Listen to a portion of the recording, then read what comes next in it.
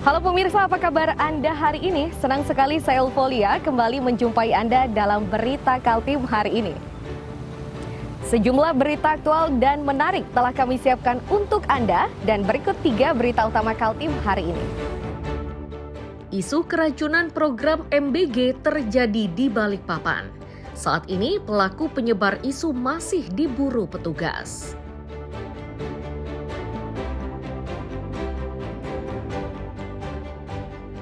Harapan honorer ditarakan agar bisa diangkat menjadi pegawai pemerintah dengan perjanjian kerja atau P3K kandas.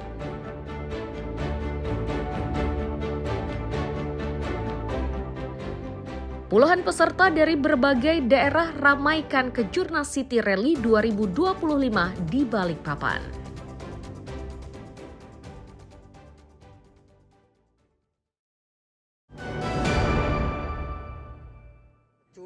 Sampai pingsan ini anak sekolah. Kayak apa pemerintah ini?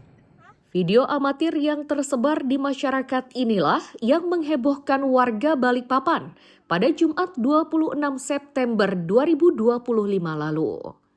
Dalam video tersebut terlihat seorang sopir taksi daring mengantarkan seorang pelajar dalam kondisi tidak sadarkan diri. Diduga kondisi yang dihadapi pelajar tersebut akibat keracunan menu makanan bergizi gratis atau MBG. Belakangan pihak sekolah akhirnya angkat bicara. Disebutkan bahwa kondisi yang dihadapi siswinya itu bukan akibat keracunan makanan. Kondisi itu terjadi akibat siswinya tersebut kelelahan usai beraktivitas di sekolah. Penegasan pihak sekolah ini selaras dengan hasil medis dari rumah sakit.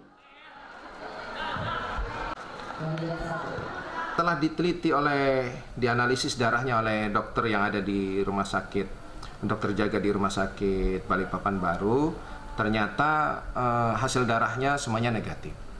Ini menandakan bahwa anak ini sebenarnya tidak masalah dan diperbolehkan untuk pulang kembali.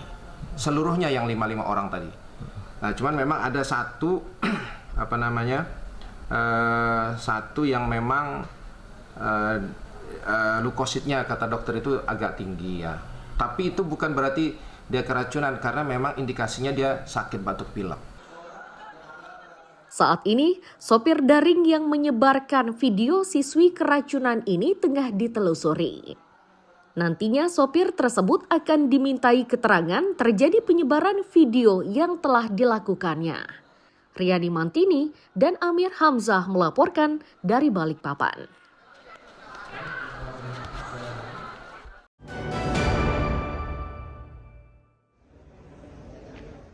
Puluhan pejabat di lingkungan Pemprov Kaltim bakal dimutasi dari jabatannya. Rencana tersebut terungkap saat para pejabat ini mengikuti uji kompetensi. Tercatat sedikitnya ada 30 pejabat yang terkena mutasi tersebut.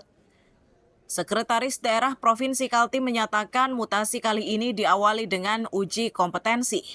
Ini diberikan kepada para pejabat yang sudah memegang salah satu jabatan selama 2 tahun. Ini dilakukan untuk melihat kualitas dan kemampuan dari pejabat tersebut.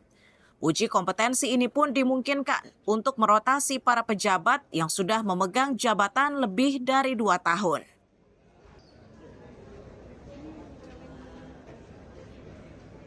Setelah 2 tahun menjabat, pejabat tinggi Pratama itu dilakukan uji kompetensi. Uji kompetensi itu untuk melihat nanti bagaimana kinerjanya. Nah, ini kan akan menjadi pertimbangan dari user, dari Pak Gubernur.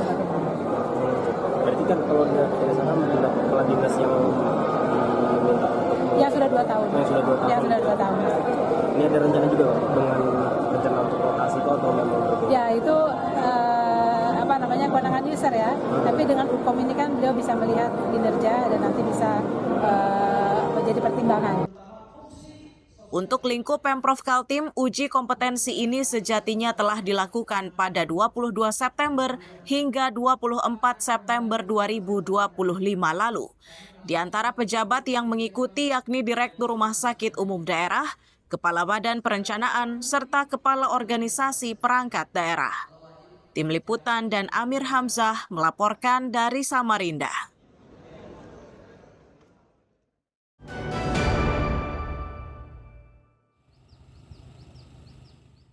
Kecamatan Batu Putih inilah yang menjadi satu dari 5 kecamatan yang diusulkan untuk dimekarkan menjadi daerah otonomi baru. Nama yang dipersiapkan yakni Berau Pesisir Selatan. Hanya saja usulan yang sudah diwacanakan sejak tahun 2011 hingga kini belum ada tindak lanjutnya. Ketua Komite 1 DPD RI yang menindaklanjuti usulan pemekaran ini meminta agar rencana tersebut bisa segera terrealisasi. Salah satu upaya yang dilakukan yakni menyatukan satu pemikiran dari semua komponen. Di antaranya pernyataan Bupati, Gubernur, dan Ketua Dewan Daerah. Selain itu, semua pihak harus membantu dana melalui dana hibah serta persiapan dana pilkada. Persyaratan yang namanya DOB, ada persetujuan bersama Bupati dengan Ketua DPRD, daerah induk. Ada persetujuan bersama Gubernur dan Ketua DPRD Provinsi. Kemudian ada pernyataan dari daerah induk untuk memberikan dana hibah selama 2 tahun. Ya walaupun ini bisa dikeroyok dengan provinsi. Ada pernyataan dari daerah induk untuk menyiapkan dana pilkada. Ini juga bisa dengan provinsi. Jadi itu intinya, kalau itu sudah ketemu, maka persyaratan lain itu bisa dibicarakan. Dengan jumlah kecamatan harus 5 untuk kabupaten, untuk kota 4. Itu bisa kita lihat. Untuk mempercepat proses pemekaran harus memenuhi sejumlah persyaratan. Salah satunya adalah pernyataan tertulis dari Bupati dan DPRD Berau yang isinya sepakat membentuk kabupaten baru khususnya di wilayah pesisir selatan. Miko Gusti dan Amir Hamzah melaporkan dari Kabupaten Berau.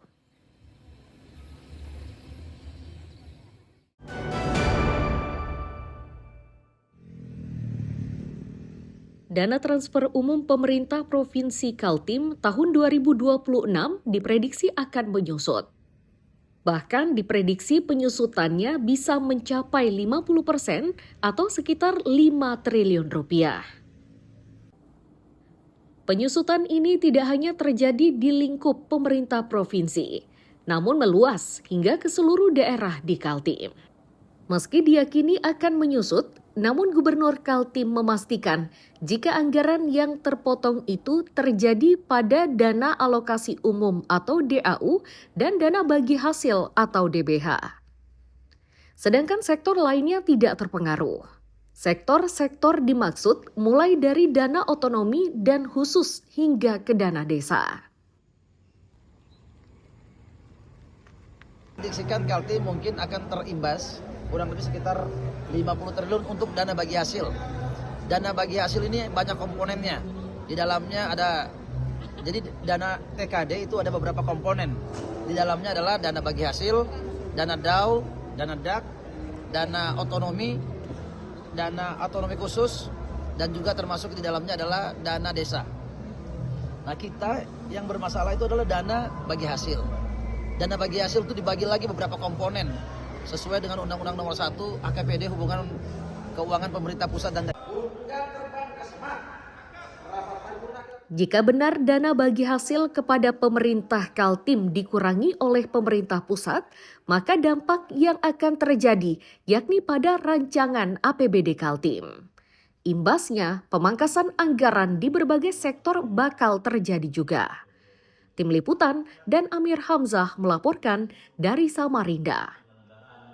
Penyampaian nota penjelasan terhadap rancangan peraturan